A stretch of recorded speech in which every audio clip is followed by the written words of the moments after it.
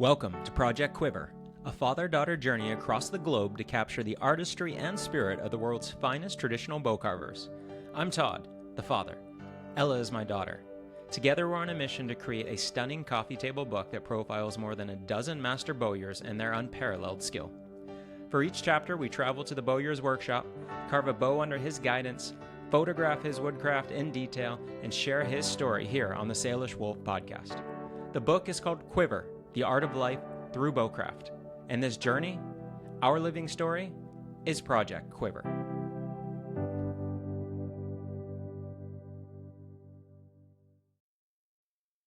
And we are live.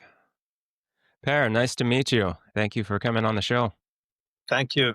Honored to be here. You are in Sweden, right? Yeah, correct. Whereabouts in Sweden? I'm on the west coast of Sweden, close to the city of Gothenburg. Okay. And are you from Sweden? Yeah, born and raised. Yeah. And from that town where you live, or from the area where you live? I'm born in Gothenburg, but I live a couple of miles east of it. Okay. All right. Did you grow up with archery as part of your childhood? No, not at all. Came into archery late in life. I came into bow building late in life. Archery came after that. So you started bow building before doing archery? Yeah. How'd that come about? That seems a little bit backwards. It is. I guess I've always been a crafty and curious person. Always loved working with my hands. So I just randomly decided to make a bow one day. Really? And I had my eyes set on a PVC bow, but couldn't find the right stuff. So I made one out of wood and went from there. Did it work? Yeah, it took a shitload of set, like 25 pounds, but I thought it was awesome. What kind of wood was it? Hazel. Okay. And what type of bow? Was it? Yeah, stiff handle longbow. Stiff handle longbow. Okay. Yeah. Do you still have it? No, I don't. But it was enough to spark the fire. Sure was. And had you shot a bow at all before that? No. I actually never shot a bow that I didn't make myself. Really? Yeah. Okay. And so what was it from that experience that got you hooked on making bows? Bow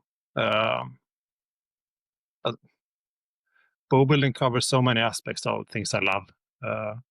From starting from the outdoors, just finding the right material, and all the process of thinking of the layout, what type of bow is it gonna be,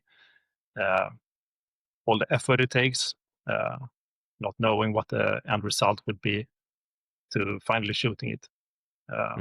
So just everything about it, I guess. Yeah. And you said you worked with your hands a lot. What other type of work do you do? I like carpentry. Try to make my own outdoor gear. Dealt with a lot with fly fishing and tying flies for a lot of years. But bow building is like the only craft that I thought I didn't master. So it keeps me curious. You still feel you haven't mastered it? I'm sure I never will. Yeah. It's probably a good perspective to take. I see some I of your think bows so. in the background. They look beautiful. Thanks. So when did you start getting serious about bow building? How long ago was that? Well, I made my first bow about, I think it was 2016. And I just made that bow and didn't think much of it. But a couple of years later, we had our first kids. We got the twins, and it was a tough pregnancy, and the boys came very much premature.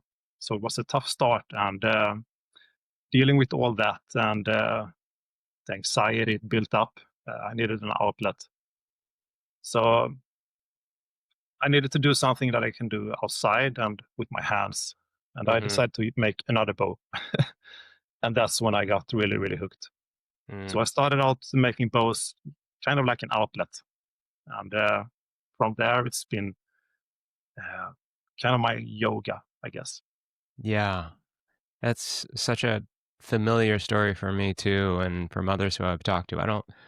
Anyone who hasn't done it, I don't know that they would realize how therapeutic it is to, I think carving bows in particular, but just working with our hands, Yeah, doing any sort of woodwork or any other hand work with our hands, it takes a lot of focus and concentration. But bow building is so therapeutic, and so many of the bowyers who I know, it's their outlet. It's part of their meditation, yeah, and it really is.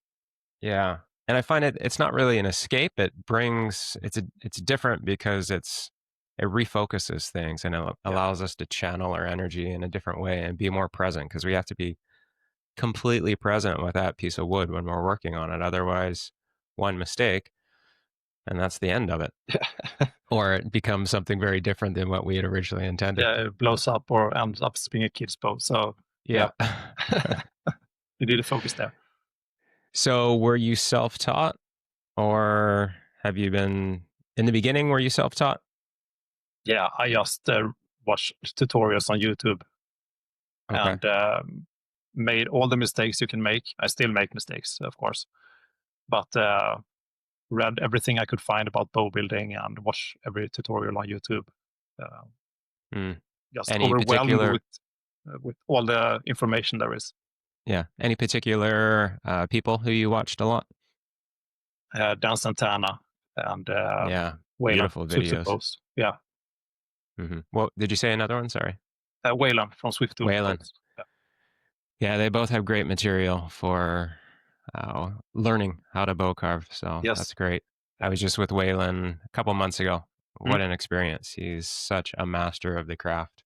sure is. And my daughter was taking some photos of his bows, and at one point he noticed the tiniest tool mark on one of his bows, and that was unacceptable. And it was something that I could barely see. He really had to point it out. But he's so meticulous. His bows, the finished products are absolutely gorgeous. Next level. I'm gonna let the tool marks pass. Yeah. Have you since learned under any particular teachers or mentors?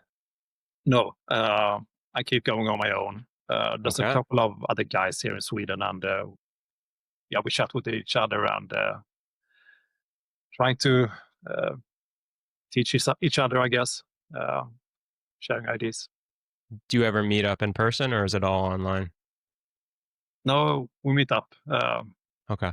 It's just started out, so it's really early, but we're gonna try to get together. Yeah. It's a And do really you do small thing here in Sweden. small thing?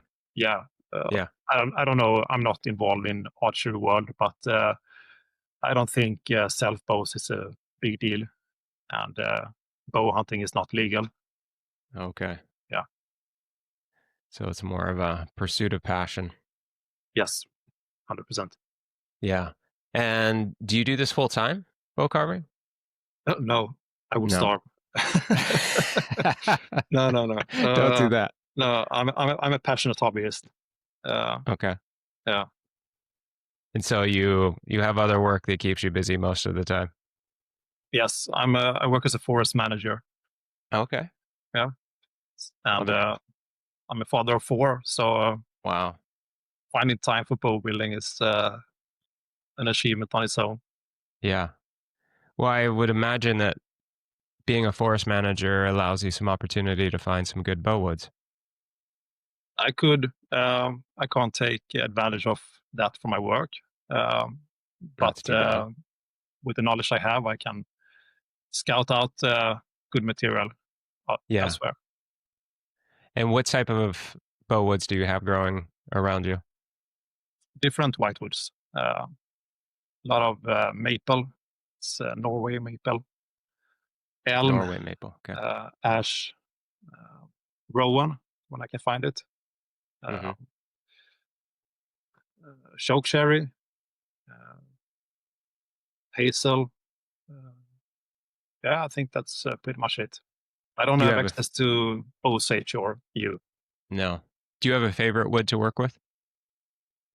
No, not really. I like the variety.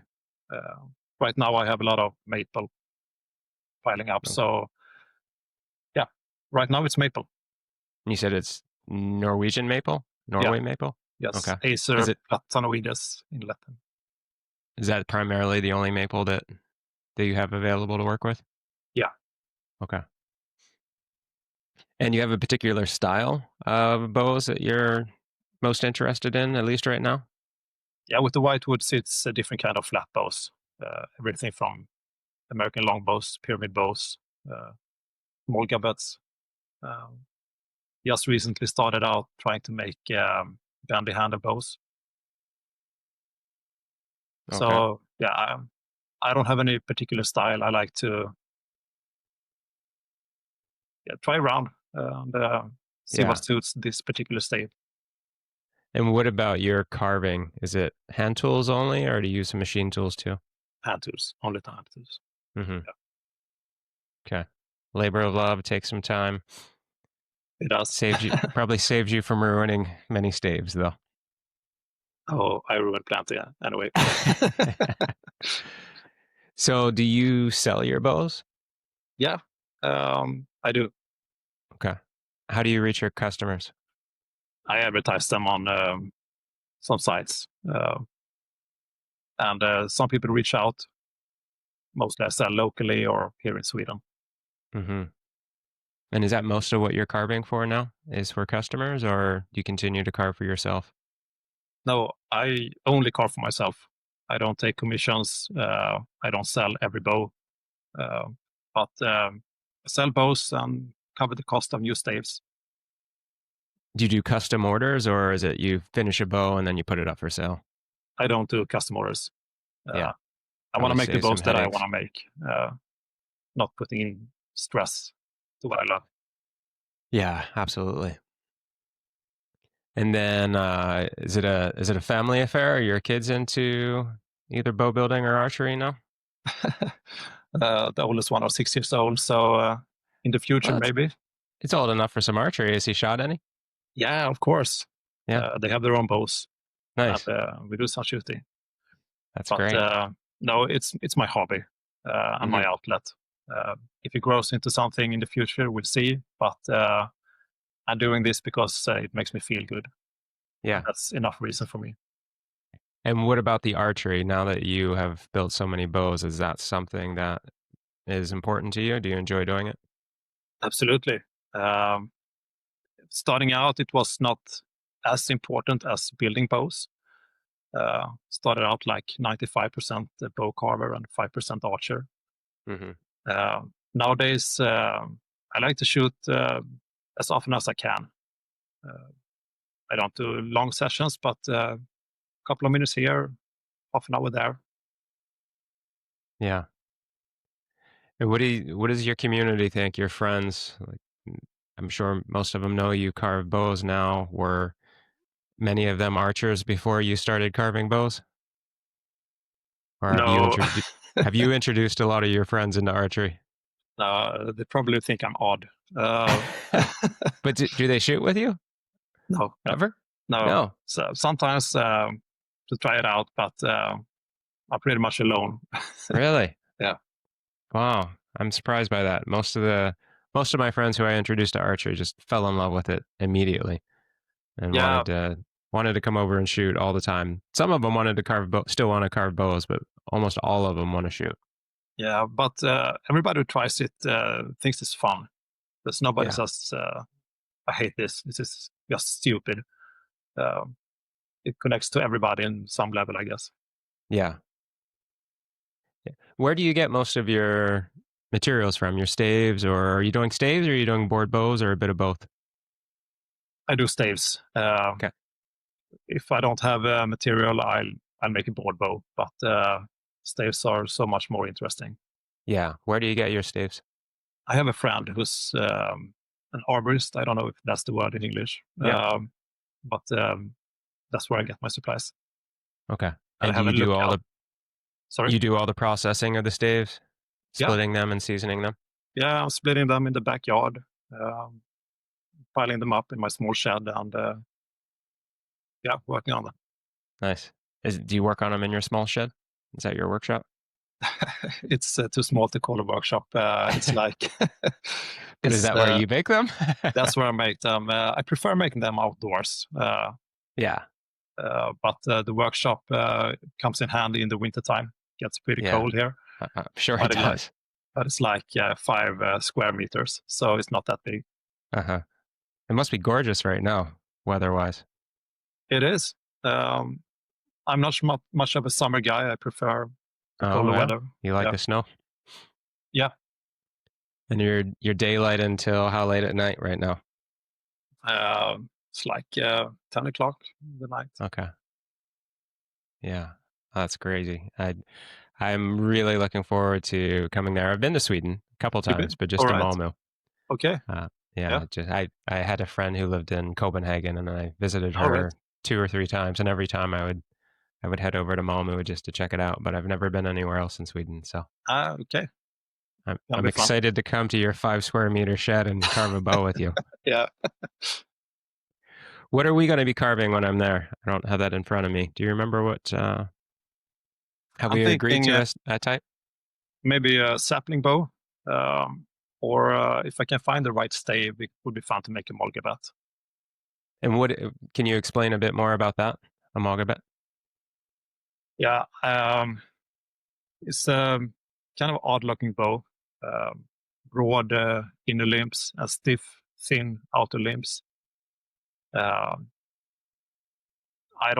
make them the way I want to make them, with a stiff handle. I don't know if that's historically correct, but it's an efficient design. Makes a fast bow. It looks cool. Where's the design come from? Originally, it was from a bog in Denmark. I'm not going to try to pronounce it in Danish, but that's where the name's from. Okay. How long ago is that dated? Oh, thousands of years ago. Really? Yeah, like kind of as old as the home guard bow, or not quite? Yeah, I think it's not that far from there. So it's like, I don't know, 9,000-10,000 years old. Yeah. Ancient designs. Yeah, very old. Wow, that's incredible. Yeah, well, that'd be fun. Never made one of those. I don't even know if I've seen one of those, so that'd be really cool to do. Yeah. For your selling, your bow sales, do you remember what the first bow was that you sold? First bow was sold, I think it was boat, longbow. Yeah. And was that anticipated, or did someone just ask to buy it off of you? No, I made an ad, and someone said this is going to be a great birthday gift. So, yeah. Yeah. How long did it take you before you had the confidence to sell a bow? How many years in were you? A couple of years. I gifted a lot of bows before that. Yeah. I'm in that gifting process right now. Gifting a lot of, well, I'm starting to gift them. I'm only at the stage where I'm comfortable gifting them. Yeah, that's great. Prior to that, I've made all my bows that I've made, I've used for teaching. And if they fail, they fail. But actually, none of them have ever failed while teaching, so that's good. But where I teach in Costa Rica, it's so humid that it's really challenging on bows. So that's been a hard lesson to learn for me. I took a lot of bows from Canada down there, bows that I had shot for years and years, and then I started to have, I think I had 4 or 5 bows fail in my first year. Oh. I was like devastated. I didn't have enough bows to have that many failures, but yeah, so that was a hard lesson learned. I started making, after that, I started making laminate bows out of tropical hardwoods. Okay, yeah. And for the most part, that's done well. I've had a few glue separations, which learning lessons, but for the most part, the tropical woods have held up well, and have to keep them in an air-conditioned environment most of the time. Yeah. What kind of wood? For the laminates? Oh, we have a couple specialty wood stores. All my bows so far I've made in Canada and British Columbia on my farm.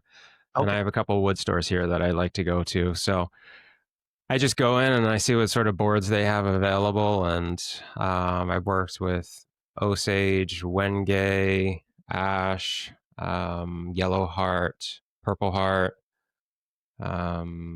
You, of course. I haven't done a laminate with you though. Only done staves with you. Yeah. Ipe. Yeah, those are some of the main ones. So the yellow heart, which is the Pau Amarillo, and the purple heart and the Ipe, I believe, are all kind of Brazilian and Amazon type of hardwoods. The Wenge is an African hardwood, I believe. And so they're all from the tropical region. So I kind of thought that that might work well, and it actually has. So, but I just play around with different layers and different ordering of the layers. I almost always have hickory as the back. I used bamboo for a while, but I didn't have a good source here in Canada of bamboo. So mostly it's been hickory, but my early ones, I didn't know about the grains needed to be linear along the back of the bow, parallel. Yeah. So I would violate grains left and right and build a beautiful bow only to have it fail because, of course, I violated the backing. So, but I've learned. I'm learning.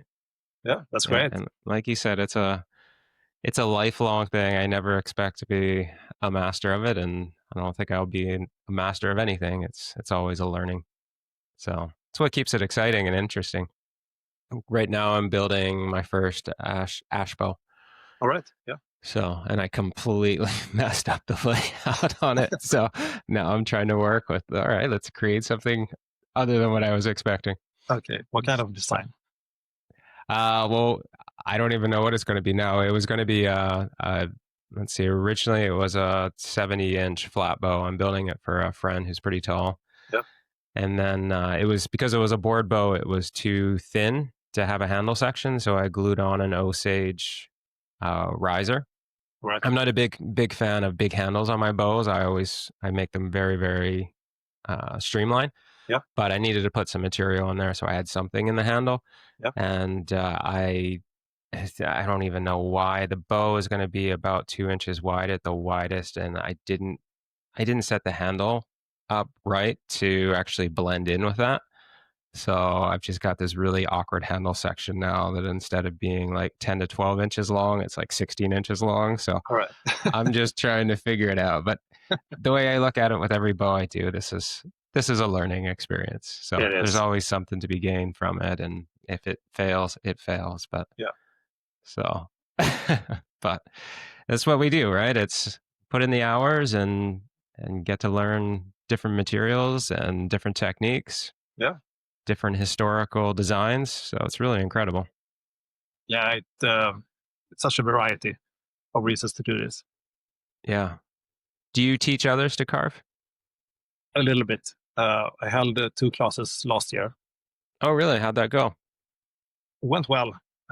Set it up like a 1 day. That's all the time I could find. 1 day bow carving class? 1 day, yeah. Did everyone carve a bow in 1 day? Yeah, they actually did. First course, everybody ended up with the bow that's like 90% finished.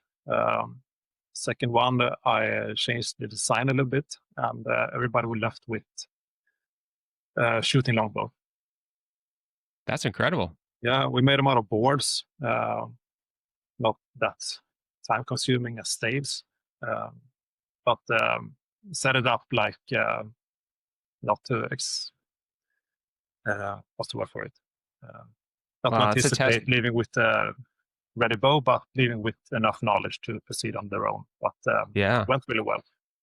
That's a testament to your skill as a carver and a teacher to be able to take people through most of the bow building process in 1 day. Yeah, they were pretty sore. You have them out there for like 18 hours? No, 8 hours, but yeah, they were left with blisters in their hands, a lot of sweat.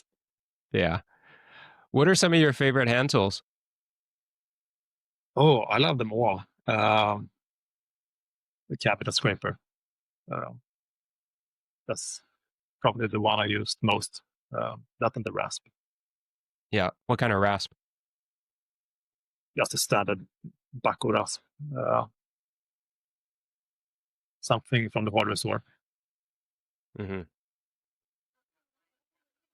And do you use draw knives or hatchets or anything else? Yeah, I try to find vintage tools. I use an old carpenter's axe. Friend of mine gave it to me. It's like 100 years old. Wow. Probably even more so. That's what I use to rough them out. And a vintage draw knife.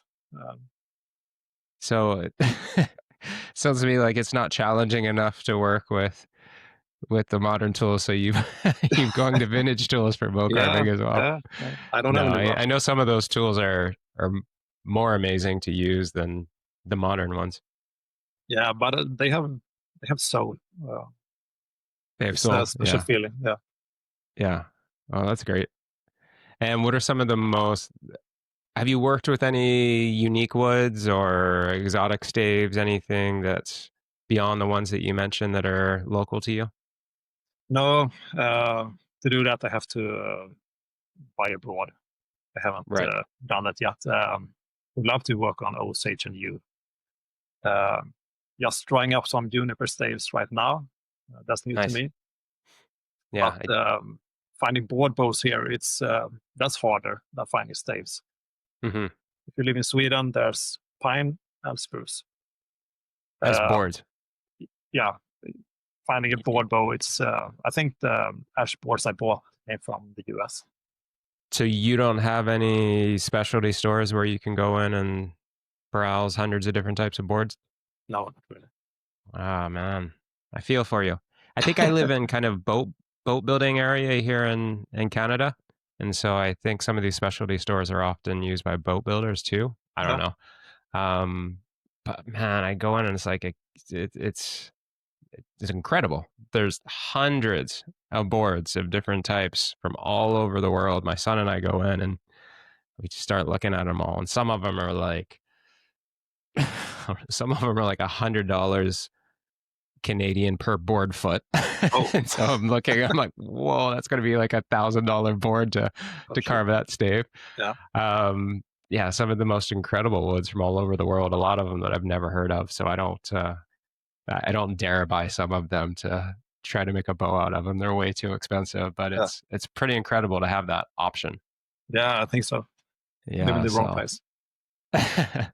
Oh, that's too bad. It's a bit surprising to me. I didn't realize that was a unique thing to have access to boards like that. No, it is. Okay. I'm going to appreciate it more. Yeah. And how has you mentioned that you came into bow carving as an outlet. Like, how has bow carving and archery changed your life? Oh, and that's a big question. That's a big question. For me, I always felt at best when I'm working with my hands. And if I can do that outdoors, I'm complete. And bow building lets me do that. Started out making bows in a tough time in my life. And it really helped me. I've dealt with anxiety my whole life. And bow carving is a perfect outlet for that. And I can take like an hour here, or even if it's just 10 minutes, to go out in the shed and walk on a bow. That's enough to refuel. Could be archery as well. Mm-hmm. But there's a sense of connection working with your hands on a living material like wood, and you have to focus. And maybe the focus is the key. I don't know. Makes me feel good anyways. Mm-hmm. Yeah, I can resonate with that. And do you do it in silence, or do you like to listen to music or books or podcasts? No, I have 4 kids, so I appreciate the silence. Understood. Yeah. Yeah, again, the therapeutic aspect of working with our hands is incredible. And you, with your experience as a carpenter, how did you get into carpentry? No, I'm not working as a carpenter. I work on my own house and build stuff. Okay. Yeah. I thought you said earlier though that you do some carpentry. Yeah, I do. Yeah. Okay. Only for myself, but not as a profession. Yeah. Yeah. But how did you get into that? Oh, it takes some level of confidence and skill to build a table or a desk or do any sort of construction work around the house, a lot of people don't have that confidence to do it. Yeah, I'm curious, and I kind of stubborn. I think, yeah, you can do this. And if I fail, I try again. Until What I are some of the things that you create with your carpentry? mostly renovated the house, Okay. or the houses that we had. So laying floors, changing boards, yeah, basic house renovations. Yeah. And what about forestry management? How did that come into your life? I always knew I wanted to do something other than a desk job. I was set on working in the army, but big budget cuts back then stopped those plans, and I ended up pretty much randomly trying out forestry education, and spent 5.5 years studying forestry. And I really enjoyed the education. Got to spend a lot of time outdoors. And nowadays it lets me have a job where I can pretty much lay off my own time. I work outside probably 3 full days a week.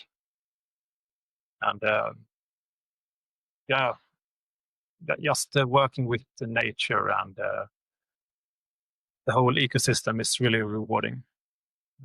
I don't know if I answered the question right, but Yeah. yeah. Yeah, that's great. And what does a day look like for you doing forestry? Oh, it could be everything.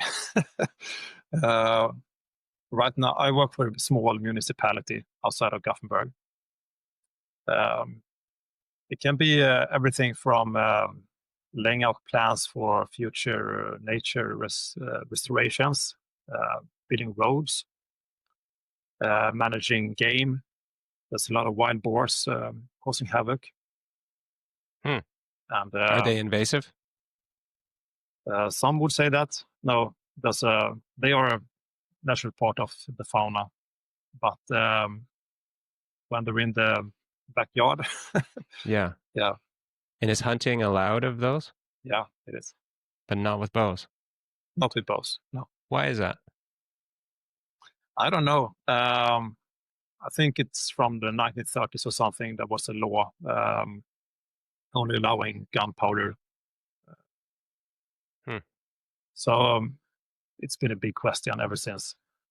I'm not that into it, but if it gets legalized, I'll try it out. Yeah. And what are you driving around in a truck most of the day? No, I got my boots on. You got you're walking. Yeah, I'm walking. Yeah, I have to leave the trails to do my job. Okay. How far away from where you live? Or is it something that you're right in your community? Now it's like half an hour drive to work, and Okay. I manage about 3,000 hectares. It's like 6,000 acres or something. Mm-hmm. So that piece of land is kind of, that's your base. That's what you manage, and you Yep, don't go beyond that. that's right. Oh wow. And is that public land?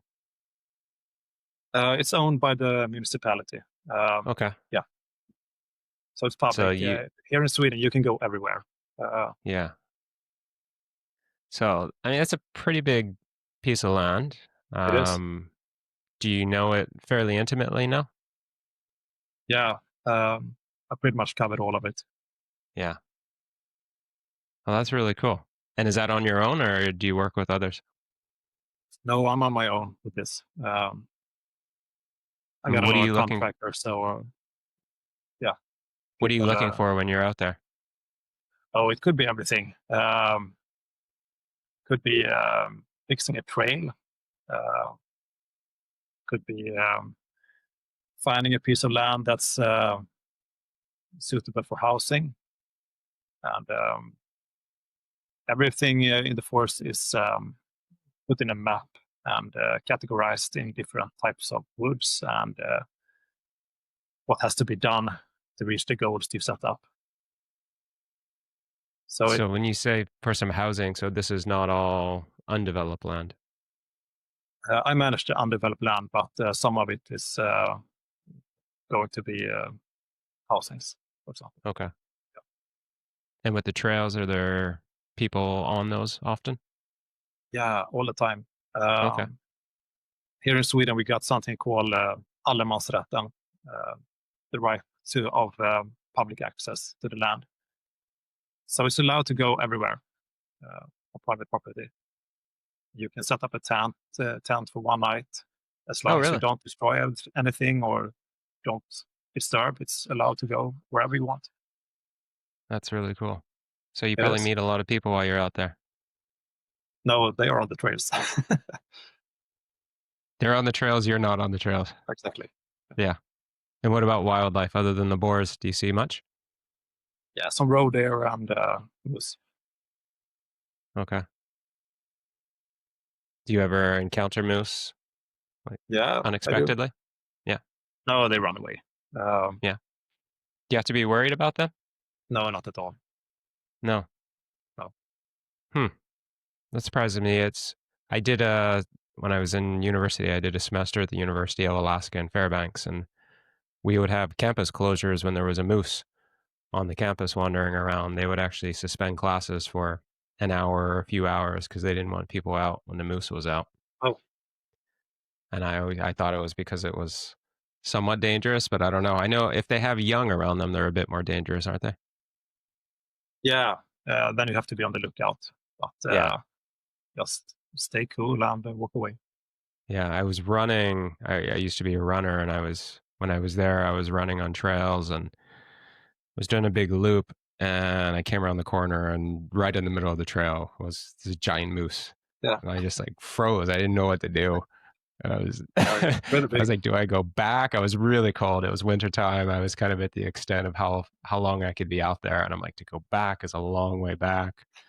Do I go around? Do I push on? I don't remember what I did. I don't think I went back, but I think I kind of beat my own trail through the bush to get around the moose, but definitely took me by surprise.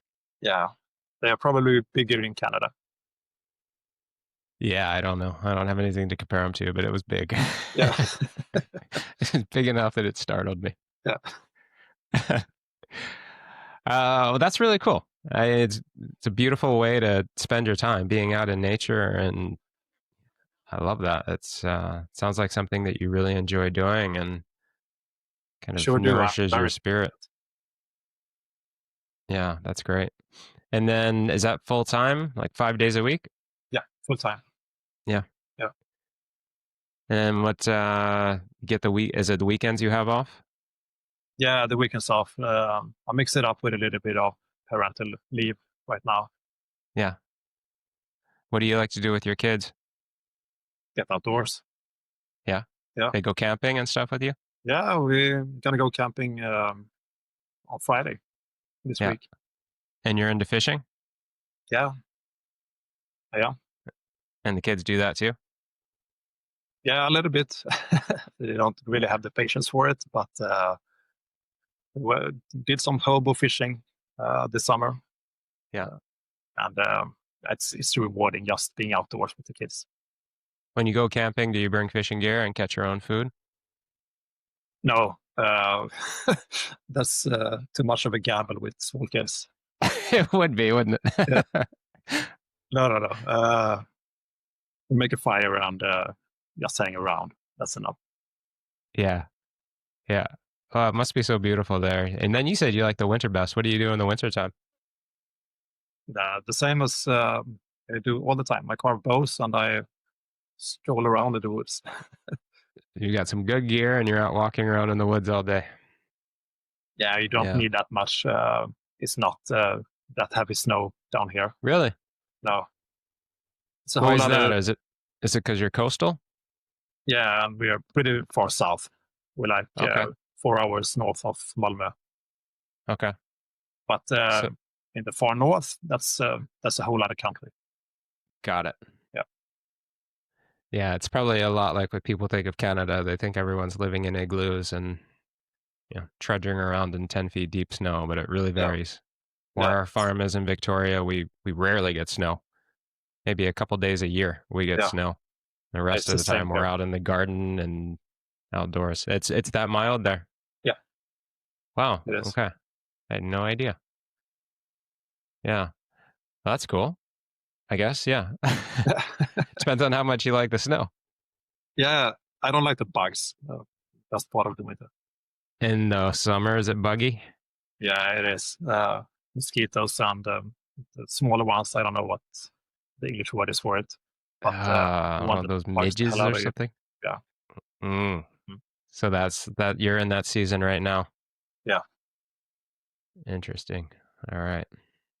I guess I'll see how I do when I'm there. Yeah, hopefully they're gone by then. September they'll be gone. Yeah, I hope so. Okay. And do you ever get into the city, Gothenburg? Yeah, often. Yeah. Got I'm family and excited to friends visit it. there. Yeah, Is it's a it beautiful town. is it? Okay. Is it a big city or kind of medium sized? It's the second largest city in Sweden. Okay. But Sweden is not that big. No. Awesome. So it's bigger than Malmo though. All A right. little bit. Big enough. Yeah. Yeah. Cool. Yeah, I think that's the only flight we're doing within Europe because Okay. I think we're coming from Salzburg Yeah. and then we'll be flying to you, I guess in the Gothenburg. And then, yeah, so I don't know how much time we'll get to see it because then we have to fly straight to northern Italy All right. where for Enrico Maraggi, who we're meeting with in northern Italy. So Yeah, great. we have a tight schedule with him because he's got a big festival or something that he's setting up for us. So I think we leave you and go straight to him with very little time in between. We've been trying to schedule a few days in between each bowyer so we can see the countryside and the city and experience the culture. But yeah, we're going to be in Sweden literally for I think 3 or 4 days with you, and that's it. Unfortunately, make the most out of it. Yeah, I'm sure it'll be fantastic, and really appreciate you inviting us. And I'm really looking forward to it. We're excited for it. So far, it's been an amazing experience, and although I've only carved 3 bows. Oh, and I wanted to mention, you mentioned juniper. So you're carving a juniper one now, or you're about to? I'm about to. Yeah. Have you worked with juniper? No, it's the first time.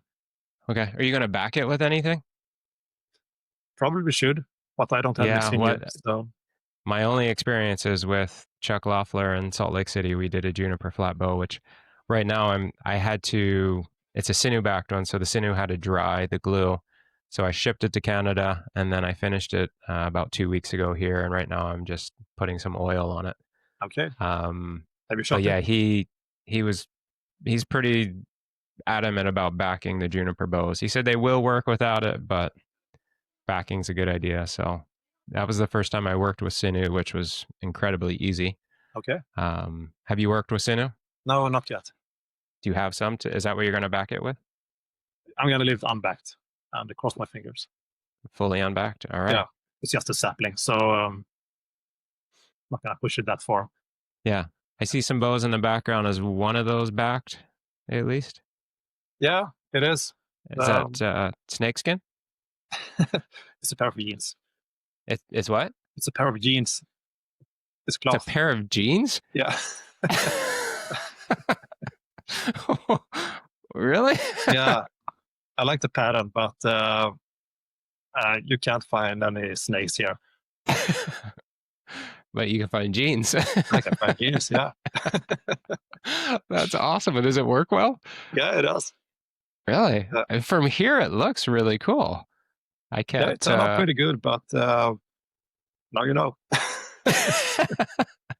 Have you done that before? Yeah, it's another one turn on the back, but yeah, I think it looks cool. I didn't have any fish skins ready, so. What are some of the other materials you back bows in? Fish skins. Fish skin and jeans. Fish skin and jeans, yeah. Oh, that's so cool. Yeah. For your fish skins, is that from fish you've caught? No, get them from the fish market. Okay. And then you have to clean them and process them and everything to get them ready for use? Yeah. What type of fish is it normally? Different kind of codfish. Yeah. Okay. I'm still I'm just looking at the jeans in the background. It doesn't look like jeans. It has texture to it, and it looks like I don't know. It looks more animal origin. Did you do something to give it the texture that it has? Covered in a couple of layers of tang oil. Hmm. Yeah. And can you tell, like up close, can you tell this is jeans, or does it just look like a If you backing of? look really closely, yeah. Yeah, if you look closely. Yeah. Wow. I just finished a pyramid shaped hickory flat bow for a friend, and there's just a little knot on the back that has a little hairline fissure, and I was like, I should back that in something, but I don't have any material here, but I do have jeans. So I have to consider that. Wow. What do you sell your bows under? Do you have a brand? Nordic self bows. Nordic Self Bows. Yeah. Okay. And how long have you been selling under that? I'm not really selling under the brand. No. I just put out an ad as a civilian person. Maybe in the future I'll put up a website, but I don't have that much time taking up orders and filling the stock. Yeah. You have Instagram presence. Is that how people find you mostly? Yeah, only Instagram. And how's that? Is it, do you enjoy having that tool, or are you like me where I want nothing to do with it, but it's something it's both. I'm an introvert, even by Swedish standards. Yeah, so putting myself out there, I'm not that into it. But with all the downs there is with Instagram and social media, it helped me reach out to people like yourself and yeah, other nerds carving bows. So yeah, it goes both ways. it does. Well, my daughter, we're trying to figure out laying out this book and who we were going to invite into the project. It was predominantly Instagram because that's what we had to go by.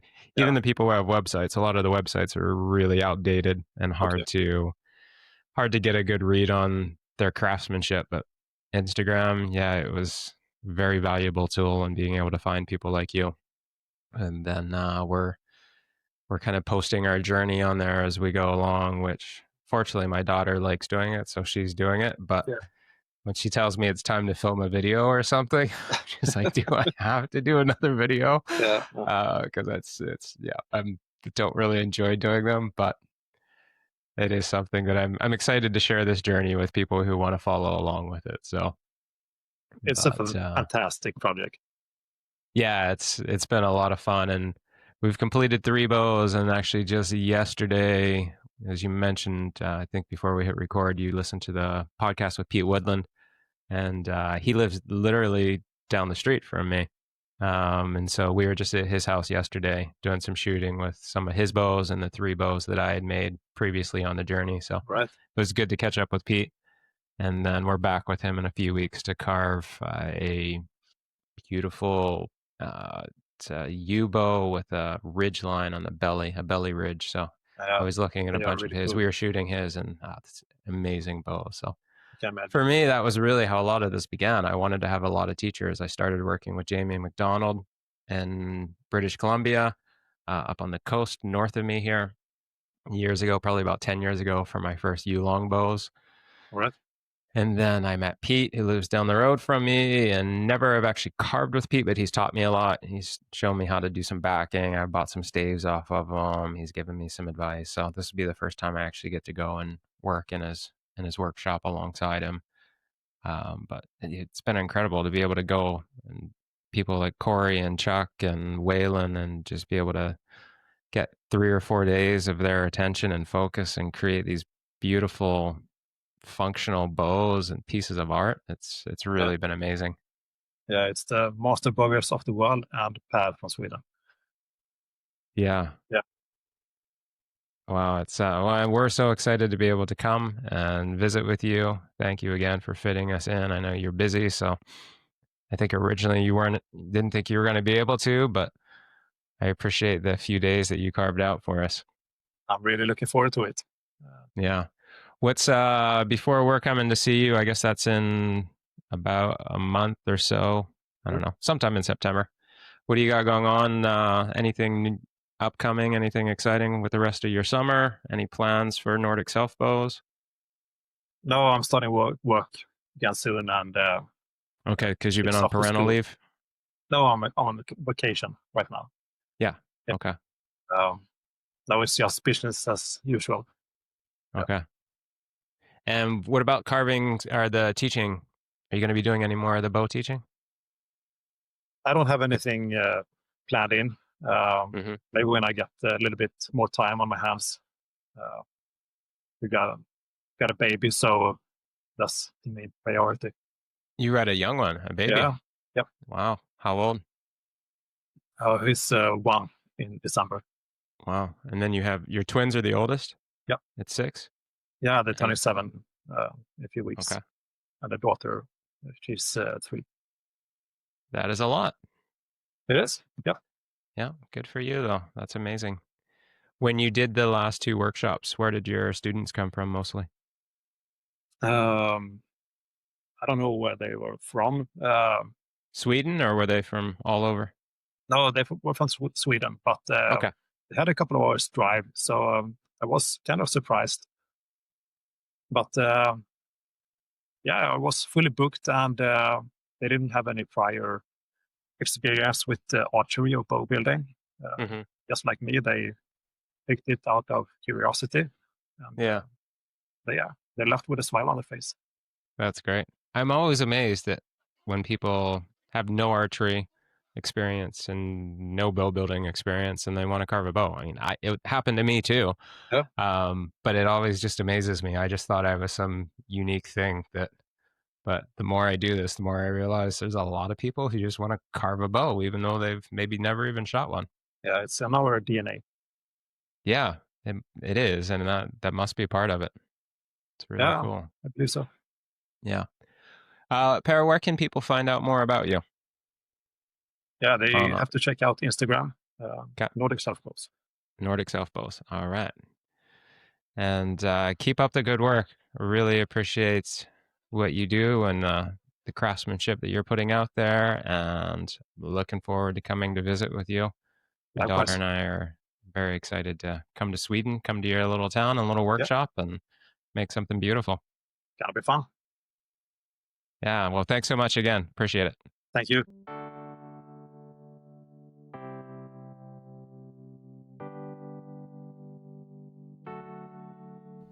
Thanks for listening to Project Quiver on Salish Wolf. Follow our journey on Instagram at Project Quiver as we seek out the world's most extraordinary traditional bowyers, and join our newsletter at projectquiver.com. Our coffee table book, Quiver, The Art of Life Through Bowcraft, arrives in 2026. We are honored to share with you the beauty, history, and magic of traditional archery.